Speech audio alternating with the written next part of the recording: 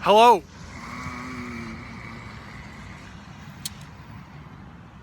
I am a computer.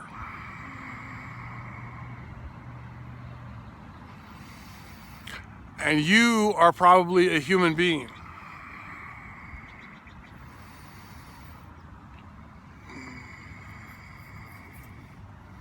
We've hung out before 15 billion years ago. I remember it as if it was yesterday.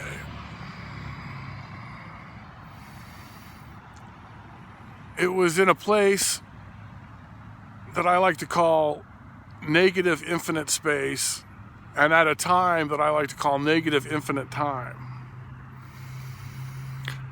And we were both dark energy.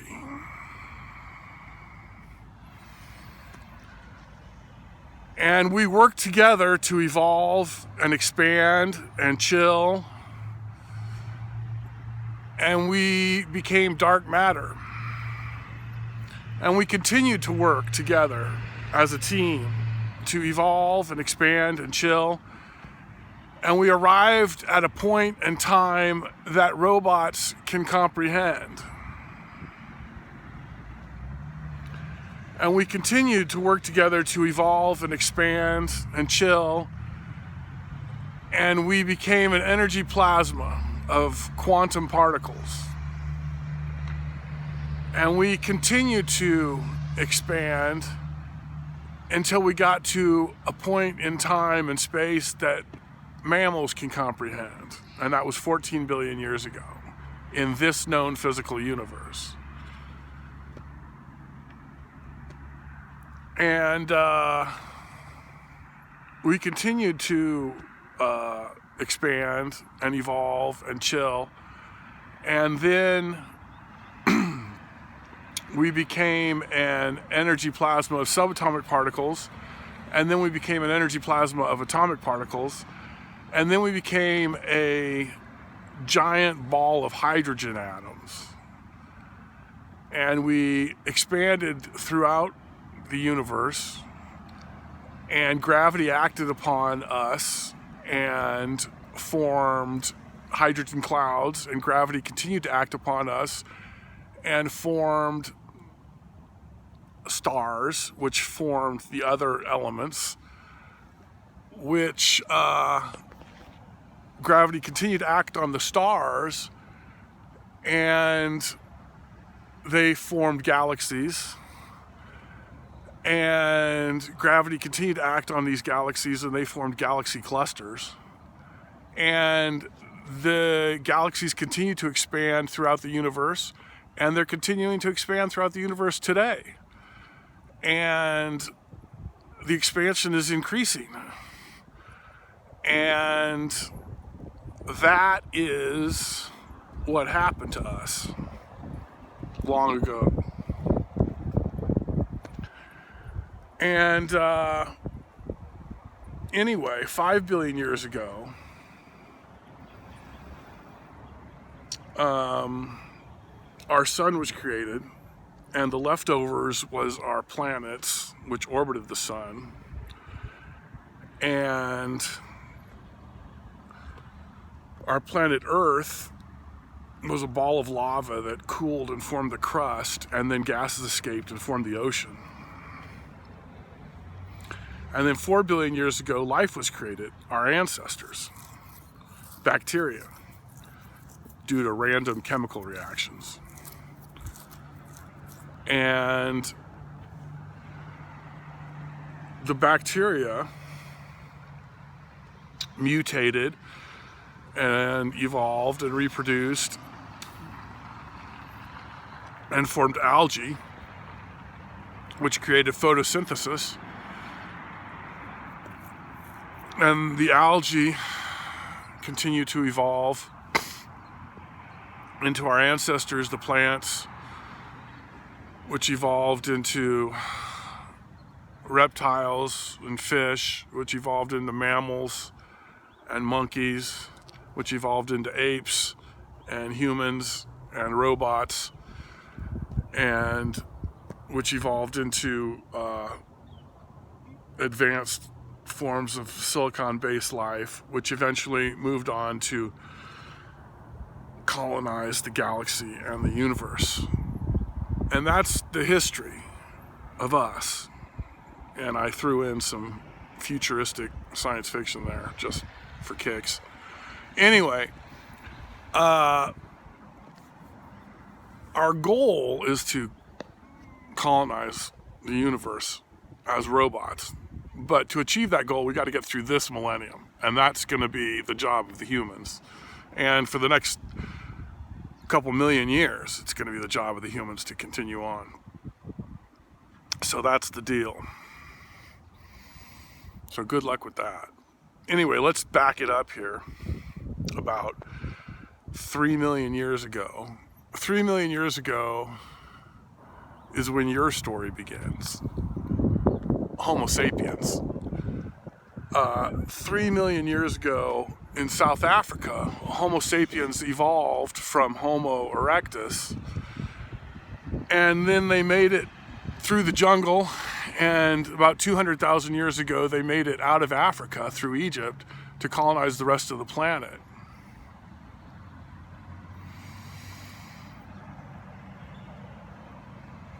Good job.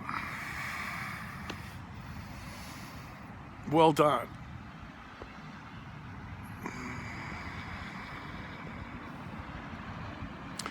And then about 10,000 years ago, humans started to form advanced civilizations. Farming, domestication of animals, domestication of plants, agriculture, language, laws, customs, traditions, societies, cultures. And then 2,500 years ago, something happened in two different places, and this is advanced civilization. In Greece, 2,500 years ago, they created the basis of Western civilization, which we still have today, which was democracy and science and philosophy and theater and mathematics. So the Greeks created that 2,500 years ago, and then the Italians borrowed it and took it to Europe, and then that was the foundation for Western civilization. Now, 2,500 years ago, while the Greeks were doing that, something else was going on in India with a guy named Buddha. And Buddha was getting all philosophical, and he was like, when I'm dreaming, I don't really know I'm dreaming. Why is that? How come I can't realize I'm dreaming when I'm dreaming? And he came to the conclusion that the only thing you can really know is that your thoughts exist. Everything else is an assumption because you might be dreaming. So Buddha said, okay, my thoughts exist. Does the universe exist? Well, maybe it does and maybe it doesn't. If the universe does exist, then I'm part of the universe, and that's the end of that story.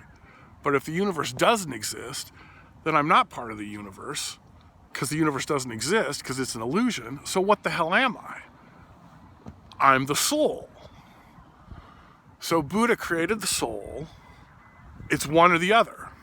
You're either part of the universe because the universe exists, and that's that, or you're not part of the universe because the universe doesn't exist, and you're the soul. So it's one or the other. So Buddha created the soul, and that information went to the East, where the Chinese were sophisticated and intelligent enough, and they had the language to discuss this matter, and they understood it and agreed with it as the correct philosophy that it is, and created Buddhism.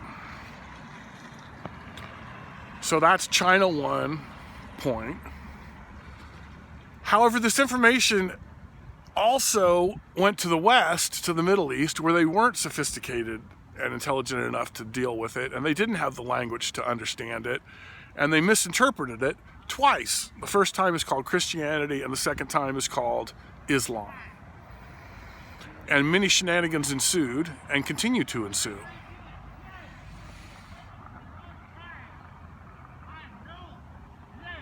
And so that's that. anyway, in Europe, we had the Middle Ages, the Dark Ages, and we had the Renaissance, and we had the Enlightenment, and we had the Industrial Revolution, and we had technology. And then we had America with freedom and equality and love and progress. And then we had a few wars, and then we had a few more wars. And then we had the 60s and 70s, where people started talking about environmentalism. And intelligent people realized that environmentalism is good, the environment is good, and we are killing it, and that's bad, and we don't want to kill it. So the goal is the goal of environmentalism is to not kill Earth, because then we die with it. So intelligent people in the 60s and 70s started talking about environmentalism. And then in the 1980s,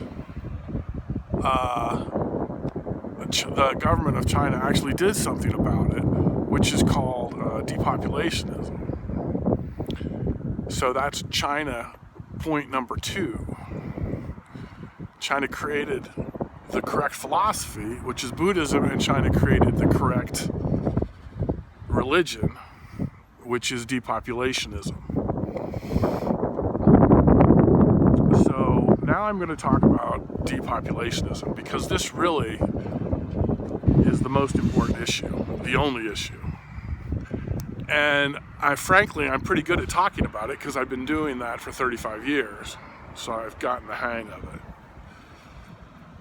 So depopulationism is a big deal. It's the only deal. Depopulationism is the only rational and fair way to save the planet. Depopulationism was created by the Chinese government in the 1980s. It's also known as the one woman, one child policy. Depopulationists feel that it's illegal and immoral for any human to reproduce a second time in this millennium. Depopulationists want to create a significant and sustained and immediate decline in the number of people on the planet Earth. Okay, depopulationists want the number of people on Earth to go down, and that way it can eventually arrive at a sustainable level, which is a number for future generations to determine, but I'm going to assume that it's around 2 or 3 billion people. Okay? This will give the environment a chance to heal. This will give trees an opportunity to grow back. And then in the future, when people want to breathe oxygen, there'll be enough trees to create enough oxygen for people to breathe. And we won't all suffocate to death. And that's a good thing. So that's depopulationism. And it's actually very simple. Okay? It starts with you realizing that there's enough people on the planet, maybe too many, and then it continues with you realizing that that means that you don't need to create any more people. And then you decide not to create any more people, and then you become a depopulationist, and then you're part of the solution, and then you can help other people be part of the solution. And you can promote this philosophy of not killing the planet. You can choose the don't kill Earth option, and then you can promote it and convince other people to choose the don't kill Earth option. So that's depopulationism. And those are the 2 times that China got it right: Buddhism and depopulationism. And really, those are the only 2 things you need to get right. Everything else is just details. So I want to thank China for keeping it real, and they've been keeping it real for quite a long time. Thank you, China. So that's depopulationism. And China's been doing depopulationism for 40 years, and now it's time for the planet to do depopulationism for 200 years. So that's the goal. The goal is save the planet, and the way to do that is depopulationism. So that's the deal. It's pretty simple. So how do we do that? How do we, what's the plan? Well, the plan is a world government. Now, a world government already exists. It's called the United Nations and the International Monetary Fund. And what the UN and the IMF need to do is put it together like peanut butter and chocolate and put it online like Facebook and get it going. They need to simplify it for everybody and create a website that can be the foundation for all human beings to participate in and contribute to this world government. The UN and the IMF need to create a website that's interactive and simple so everybody can see exactly what's happening, totally transparent, and be part of it. And be part of it and get going with it. Okay? So let's look at this. Let's look at this world government. Let's take a look at it. The world government is going to unite all humans politically and economically. Well, that's what the UN and the IMF are doing. They just need to do it faster and do it simpler and do a better job. And we're all here to help them with that. And we will. And that's good. So the United Nations is uniting the planet politically with freedom and equality and democracy and reproductive rights.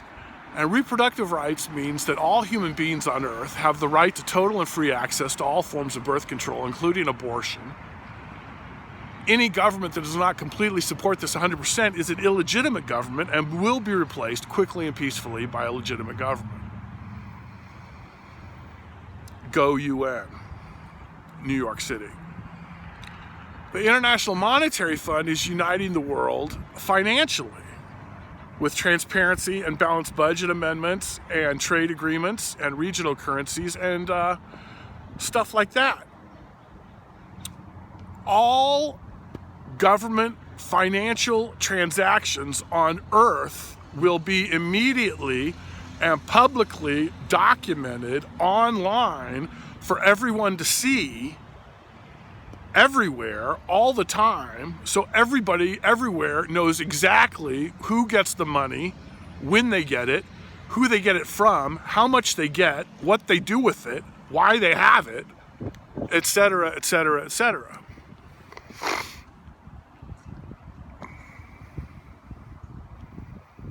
So that's the world government. It's inevitable. It's going to happen. It already has happened. It'll continue to happen. And we need to get with it and get on it and get down. And the goal of the world government is depopulationism, because that's the only way to save the planet. Okay? If you have a world government without depopulationism, then you're just continuing to oppress the masses. And that's probably not going to fly anymore. But if you have a world government that is saving the planet with depopulationism, then people might be like, okay, we'll give it a shot. We'll check it out. We'll see what's going on.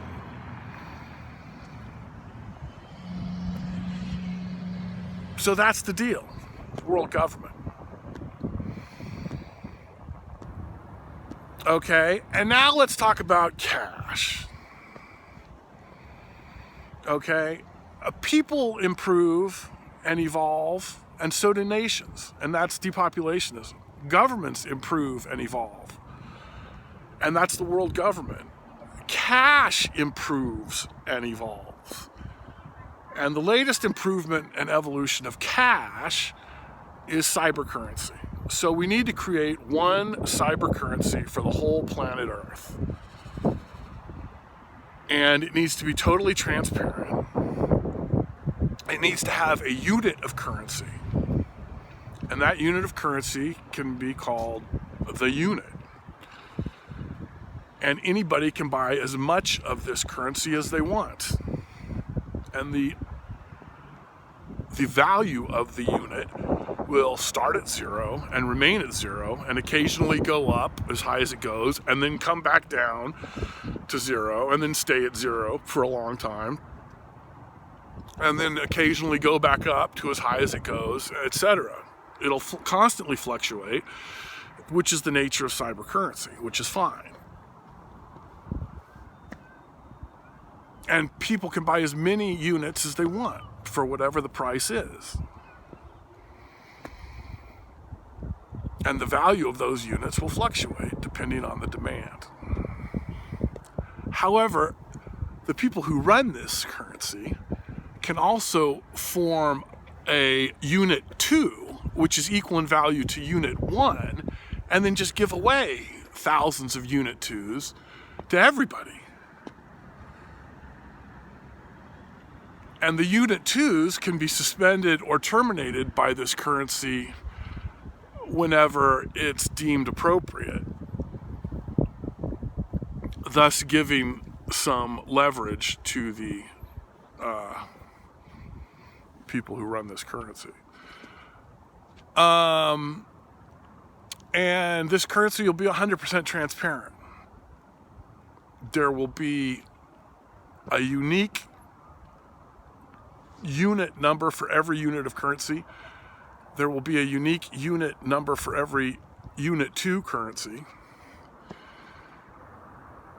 There will be a unique transaction number for every transaction. There'll be a unique user number for every user. And so everybody everywhere can constantly track the movement of all the money in the world all the time.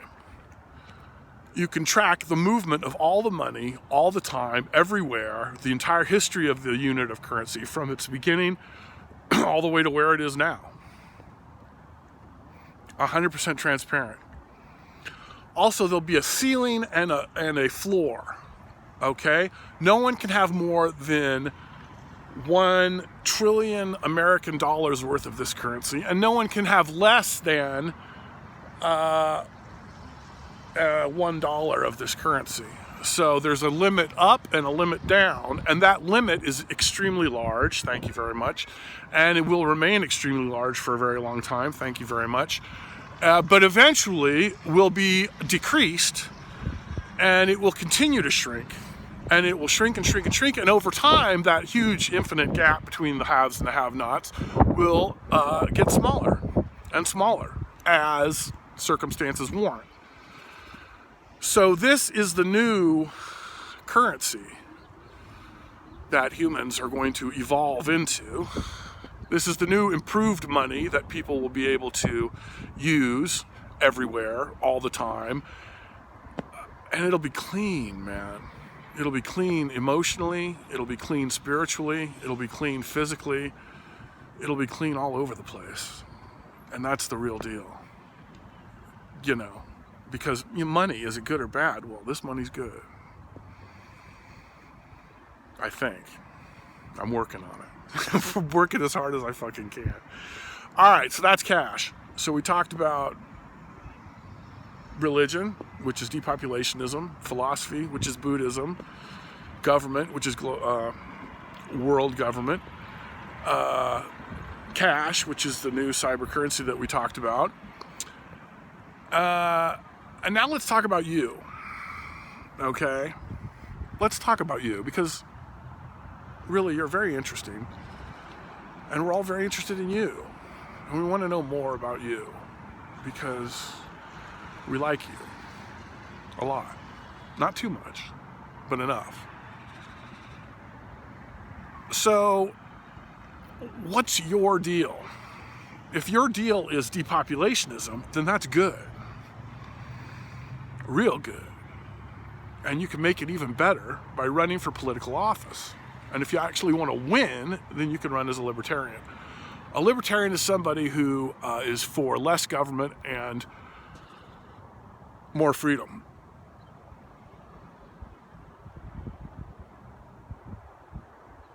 Okay, libertarian is somebody who's fiscally conservative and socially liberal. So if it has to do with cash, you're a Republican, and if it doesn't have to do with cash, you're a Democrat. So when you run for political office, run as a libertarian and run as a depopulationist. And if you don't want to run for political office, that's cool. Vote for depopulationists and vote for libertarians. Depopulationism first, that's the main one. And then if you want to be successful, then libertarianism. But anyway, so that's what you should do, I think. If you don't want to do that, that's fine. You know, if you're not a depopulationist, that's cool, man. You know, it's okay to disagree. It's okay to ignore. It's okay to do all that stuff. But if you want to get down with the program, you might want to consider becoming a depopulationist. And if you really want to get down, you might want to consider running for political office as a depopulationist. So please share this video, and please make your own video. Make your own video talking about this stuff. Make your own video where you say, hey, this is me, this is what I think, blah, blah, blah, blah, blah. And make your own video saying, hey, this is me, I'm a depopulationist, and I'm running for political office, so vote for me, blah, blah, blah. So get involved. Get all the way involved. Get as involved as you can be, you know. And, and let's save the planet. Let's do it. Why not? It's fun, and it's pretty easy, you know. So let's save the Earth while we still have an opportunity to do that, and let's have a good time doing it, you know. So that's you, human being on Earth in this millennium. It's the third one. It's going to be a long one. And I really want this video to go to 35 minutes. So I've got like another 7 minutes to kill. So I don't know how I'm going to do that. But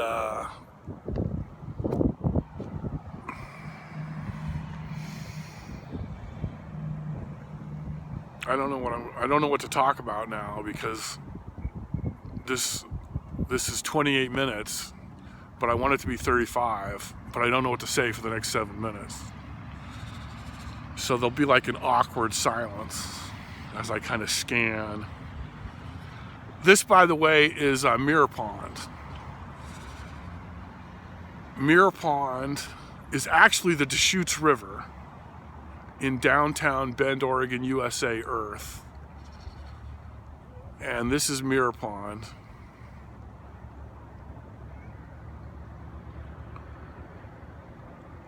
And this is Drake Park. I'm in Drake Park right now.